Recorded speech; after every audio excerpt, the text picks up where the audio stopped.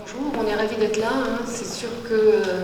Alors, je me présente Yannick Toyahué, moi je suis cadre de santé, donc infirmière de formation, et puis responsable surtout des chambres mortuaires de l'hôpital Bichat, Beaujon, Bretonneau et un petit peu Fernand Vidal maintenant. Donc, notre métier à nous, c'est de nous occuper de nos morts et aussi de nous occuper des endeuillés, c'est-à-dire de faire en sorte qu'il y ait cette transition quand le patient est encore à l'hôpital.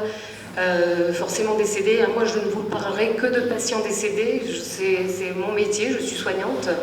Et donc, quand ce patient est encore à l'hôpital et pas encore parti pour sa dernière destination, il y a toute une équipe de soignants qui va pouvoir le prendre en charge et faire en sorte que la famille puisse commencer son deuil et préparer, bien entendu, le départ définitif. Alors, je ne vous cache pas que les chambres mortuaires, c'est c'est très particulier. C'est-à-dire qu'on intéresse beaucoup, on a beaucoup intéressé pendant les grands problèmes, la canicule en 2003, la pandémie en 2019-2020, et puis moi, je suis arrivée en chambre mortuaire après avoir travaillé très très longtemps en maladies infectieuses et tropicales, donc où tous mes patients mouraient du sida. C'était la belle époque, en 87-86. Et à un moment donné, ça fait 12 ans que je fais ce métier, je me suis dit je ne veux plus voir de patients souffrir. Mais je suis une soignante et je voulais quand même continuer à prendre soin de ces patients, enfin de patients d'une autre façon. Le poste de responsable de chambre mortuaire est arrivé et je me suis dit voilà, c'est absolument ce que je veux faire. Donc les chambres mortuaires intéressent énormément. Ce que nous tentons de faire, bien entendu, avec la collégiale des professionnels, mais Samuel vous en parlera, c'est d'ouvrir nos chambres mortuaires, c'est de balayer un peu ce tabou, c'est-à-dire qu'on ne meurt pas, on ne meurt pas à l'hôpital, encore moins qu'ailleurs. J'ai travaillé longtemps en hospitalisation à domicile, je trouve aussi compliqué de dire aux gens vous allez rentrer mourir chez vous. Beaucoup de gens veulent mourir à la maison et les choses se passent plutôt bien quand on installe... quand on commence l'installation de cette hospitalisation à domicile, et puis au fur et à mesure, quand les choses commencent à prendre une ampleur un peu désagréable pour les dents naturelles, pousser sur la seringue, l'échange constant, les choses, il y a souvent un retour au domicile. Je l'ai souvent senti comme un échec, un retour à l'hôpital, pardon. Je me suis toujours dit que c'était quand même un petit échec, et d'autant plus qu'après, au moment où le patient décède chez lui, eh bien, il n'y a plus aucune prise en charge, c'est-à-dire qu'on leur demande de se débrouiller avec les pompes funèbres, avec la toilette, avec plein de choses qui font qu'il y a encore énormément de choses à faire avec la fin de vie et le patient décédé, c'est-à-dire qu'on peut accompagner encore mieux. Je pense que dans nos chambres mortuaires à la paix, on fait un travail remarquable. C'est une profession qui s'est beaucoup féminisée. C'est pas que les hommes ne faisaient pas l'affaire, mais voilà, ça c'est quand même, ça a mis un peu de douceur dans ce monde un peu macho. Après, il y a effectivement une disparité énorme au niveau des chambres mortuaires. On n'a pas la même chance en mourant à Henri Mondor qu'à Charlefoix, qu'autre chose. On pourrait en discuter énormément. C'est ça. Il faut faire exactement, mais il y a presque un guide. Alors, on a ouvert beaucoup nos chambres mortuaires, on a fait des reportages, en fait, on n'a rien à cacher. Et je pense que ça rassure les gens aussi énormément de savoir que après la mort, après le soin, après la vie, eh ben, il y a encore des soignants qui vont prendre soin de ce corps qui est soit inerte, mais qui est encore parmi nous avant d'être parti pour sa dernière destination, inhumation ou crémation, ou don du corps et tout. Donc on a ce rôle de former les soignants, on a ce rôle d'accompagner les endeuillés, beaucoup, et on a ce rôle de s'occuper aussi de ces patients qui sont décédés, de faire en sorte qu'ils soient le plus présentables possible, d'essayer de gommer un peu toutes ces imperfections que les soins leur ont infligées, parce que malheureusement on a des fois des corps très abîmés, de leur donner aussi, de donner aux familles ce conseil de notre spécialité, nous c'est le deuil, donc c'est la mort, donc en fait dire ben voilà, il y a peut-être besoin de soins de conservation, ou il n'y en a pas, on va pouvoir faire ci, on va pouvoir faire ça, les visites, il y a plein de choses qui font qu'on est un service de soins à part entière, et que malheureusement on intéresse des fois, pas tout le temps, et que ce débat sur la fin de vie peut aussi remettre au goût du jour les chambres mortuaires qui ont tendance à fermer les unes à la suite des autres, parce que malheureusement compliqué à gérer, parce que plein de choses. Donc moi je vais laisser parler Samuel maintenant, qui est aussi en chambre mortuaire depuis très longtemps et qui connaît bien le sujet, voilà. Alors je me présente, je m'appelle Samuel, donc je suis infirmier faisant fonction de cadre à la chambre mortuaire de l'hôpital Henri Mondor.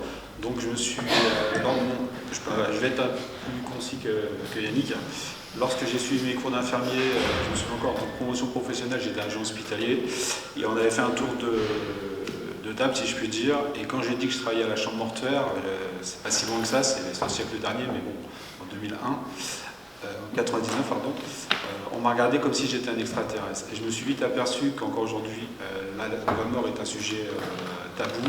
Il suffit de voir un petit peu où sont localisés les chambres mortuaires au niveau des différents établissements APHP et hors APHP, parce que là, on n'a pas une étiquette APHP aujourd'hui. Voilà. Donc, je vais vous donner quelques chiffres par rapport au nombre de décès qu'il y a eu en 2020. Vous allez me dire, mais les gentils, nous sommes en 2023. Tout simplement, parce qu'on va faire le lien avec la Covid-19, qui a été une situation, cette crise sanitaire a été très, très, très compliquée à gérer pour l'ensemble du personnel hospitalier. Donc, en 2020, il y avait environ 660 000 décès recensés sur l'ensemble du territoire national. Ah, pardon.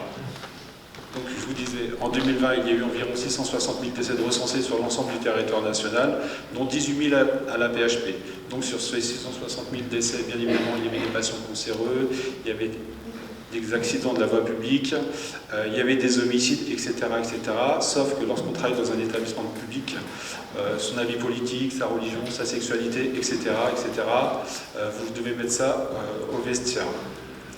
Pour nous, un patient décédé, jamais vous entendrez le terme de macabé, cadavre ou ce genre de terme. C'est toujours un patient décédé, certes, ce ne sera pas le vieux qui est à la cellule 58. On reste professionnel jusqu'au bout. Et un jour ou l'autre, malheureusement, on est de l'autre côté de la barrière, si je puis dire. Et quand on a un de ses proches qui est hospitalisé en soins palliatifs, malheureusement, on connaît souvent la finalité de l'hospitalisation. Je pense souvent, non pas cet exemple, mais ceux que je viens de vous citer, vous faites une entorse au genou pour les messieurs, à la danse pour les dames, pour ceux qui ont la chance encore de pouvoir faire du sport. On vous met sur un brancard pendant 6 heures, parce que dans les meilleurs des cas, parce que bien évidemment, votre engagement pronostic vital, pardon, il n'est pas engagé. Quand vous voyez 40 blouses blanches qui passent à côté de vous, il y en a 3 qui vous disent bonjour. Vous allez dans n'importe quel CHU, là beaucoup, je parle de la PHP, vous dites bonjour quand vous rentrez dans l'ascenseur, il y a la moitié des personnes qui ne vous répondent pas. Donc on travaille avec des humains, donc je trouve ça un peu regrettable. Donc la mort est aujourd'hui médicalisée, tout comme les naissances. De nombreux secteurs hospitaliers gravitent autour de la mort. Donc quelques exemples concrets, les soins palliatifs, les réanimations médicales, toutes les réanimations, quelles qu'elles soient, je dirais que ce sont les services avec lesquels on collabore le plus. L'équipe de coordination de prélèvement d'organes, donc c'est ça pour les patients qui font l'objet de prélèvement d'organes au bloc opératoire. L'anatomie pathologie, je pense notamment à nos collègues de la Pitié-Salpêtrière où ils font les autopsies médicales, hospitalières. La phétopathe, les états civils, les frais de séjour, etc., etc., la régie, le bloc opératoire, l'ensemble des directions. Donc autour du patient décédé, il y a vraiment un certain nombre d'acteurs qui gravitent autour. À ce jour, uniquement 83 personnes travaillent au sein des chambres mortuaires au niveau de la PHP. Donc c'est pour vous dire qu'on représente vraiment goutte d'eau dans la mer. Donc la collégiale qui va vous être expliquée par Yannick nous permet d'ouvrir des portes qu'on n'aurait pas pu s'il n'y avait pas cette collégiale. Donc les chambres mortuaires, qu'est-ce qu'une chambre mortuaire? Donc là j'ai bien pris la son, donc c'est pas la définition de Yannick ou de Samuel, donc c'est la définition du Conseil d'État. C'est un équipement hospitalier qui est imposé à certains établissements de santé. Pourquoi une chambre mortuaire? Pour permettre aux familles de disposer du temps nécessaire à l'organisation des obsèques et de prévenir autant que possible l'apparition de pathologies consécutives à la perte d'un proche. Une chambre mortuaire obligatoire que les au moins 200 décès, et ce sur 3 années civiles consécutives. Donc, comme vous l'avez constaté, il y a 2 axes.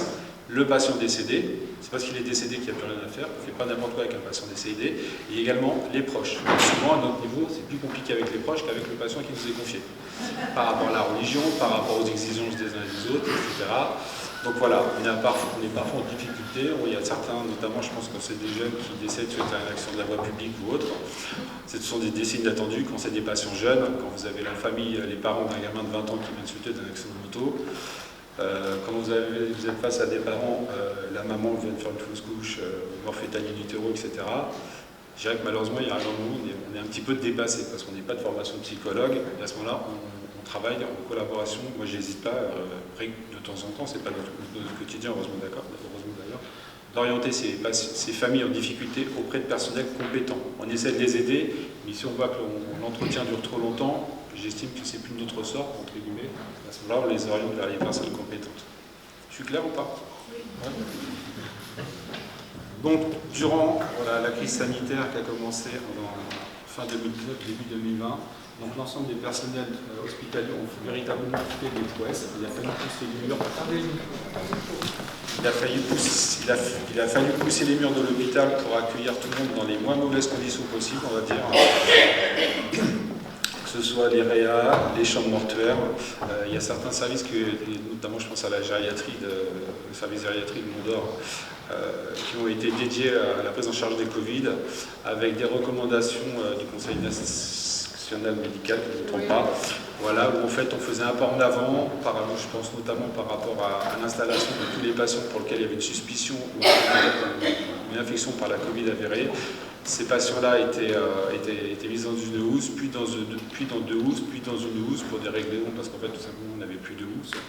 Et nous, la particularité d'installer le patient dans la housse par les collègues des unités d'hospitalisation, on ne pouvait pas présenter le patient. Pour les gens de confession musulmane ou israélite, il n'y avait pas de toilette rituelle. Également pour le personnel soignant qui exerce en chambre mortuaire, parce qu'aujourd'hui c'est la majorité des agents de chambre mortuaire qui sont issus de la felleur soignante, et beaucoup, je peux leur dire, même sanction disciplinaire, c'est un choix de part. Il n'est pas le cas il y a quelques décennies. Ça a été très compliqué pour eux. J'ai un de mes agents d'ailleurs qui a quitté l'hôpital parce que c'était la goutte d'eau qui avait débordé le vase. Il avait connu la canicule en 2003. Et Ludovic a connu la crise liée à la Covid. Et pour nous, ça a été le trop-plein, si je puis dire. Voilà. Donc, par rapport aux fins de vie, donc, nous sommes très sensibles à ce sujet-là, bien évidemment. Nous, tous les patients qui nous sont confiés, quels qu'ils soient, on prend en charge on essaie de tenir compte de leur histoire, qu'il y ait de la famille ou pas. Quand on travaille à l'hôpital public, on prend en charge le SDF du coin comme un ami du gros directeur, ou parfois dans les beaux quartiers de Paris, des célébrités. Bon, pour Mont-d'Or, on n'est pas encore concerné, en tout cas. Peut-être qu'un jour. Et voilà, donc ça a été compliqué pour nous. Et je vais laisser la parole à Yannick qui va aborder la collégiale des professionnels de chambre mortuaire, qui est vraiment un atout pour les usagers, les défunts et tout. Alors, très peu, hein, la collégiale, elle existe, elle a ce mérite d'exister et d'essayer d'harmoniser les pratiques. Il faut savoir qu'on est comme tout le monde, on a du mal à être harmonieux au niveau de nos pratiques, au niveau de l'ouverture de nos chambres mortuaires, au niveau... voilà, donc... moi, je voudrais juste revenir, puisque le débat c'est quand même la fin de vie, vous dire simplement que on a effectivement, la mort c'est tabou, donc on n'en parle pas. On a énormément de patients qui viennent mourir à l'hôpital, qui ne citent pas de personnes de confiance, qui n'ont pas de directive anticipée. Donc vous imaginez qu'on a énormément de situations, de patients en situation abandonnée, des gens dont personne ne veut. Il faut savoir que, heureusement que les chambres mortuaires existent, et heureusement que les responsables aussi, parce que les agents ont des tâches bien précises, mais nous faisons énormément de recherche famille, énormément de recherches autour du défunt pour qu'il puisse partir quand même dignement. Je trouve qu'on a quand même un petit peu, par rapport à mon expérience personnelle, c'est un peu ce côté hypocrite, je dirais, j'irai jusque-là, je suis désolée, mais quand on arrive en unité de soins palliatifs et que les soignants n'ont pas demandé s'il y avait des personnes à prévenir, alors c'est pas tout le temps, hein, je brosse, mais on sait très bien que nos familles, nos patients ne viennent pas se préparer pour un marathon, hein, que l'échéance, même si c'est pas s'ils peuvent faire un retour à la maison parce que ça va aller mieux, ça va finir par aller mal. Et on se retrouve très très souvent avec ces patients qui n'ont pas donné de nom, qui n'ont pas voulu prévenir, qui n'ont pas... Alors je pense qu'il y a un énorme travail à faire en amont, au niveau encore un petit peu du vivant, pour justement que les choses soient plus simples pour la gestion de l'après, hein, quand même, parce que ça reste compliqué quand on commence à devoir garder un patient une semaine, 2 semaines, 3 semaines. Nous, c'est pour nous juste pas possible. Et moi, très souvent, quand ça commence à prendre un peu trop de temps et que j'ai les mairies qui traînent la patte, les directions qui traînent la patte, je parle de maltraitance de patients décédés. Ça marche un peu, on va dire. Donc voilà, on pourrait vous parler des chambres mortuaires pendant très très longtemps. On fait tous les agents de service mortuaire font un métier remarquable. Ils sont tous formés aussi. Il faut savoir qu'il n'y a pas si longtemps, avant 2009, on mettait en chambre mortuaire aussi les gens dont on disait bon, tu sais pas trop t'occuper des vivants, tu vas aller t'occuper des morts. Aujourd'hui, tout le monde est formé et les gens qui sont en chambre mortuaire ont choisi d'y être et sont heureux d'y être. Et je reviens là-dessus en disant que sur ce qu'a dit Madame, là, on peut vraiment prendre du plaisir aussi à travailler en chambre mortuaire et à travailler avec les défunts, parce que nous, notre consolation est la chose que on n'attend pas, hein, bien entendu, on n'attend rien, mais quand on nous dit ah, merci, on le retrouve vraiment avec un sourire, on a l'impression qu'il est détendu. Alors bon, ça peut vous paraître, voilà, c'est vraiment pour nous quand même un petit plus et la satisfaction d'un travail bien fait et accompli. Merci de votre attention.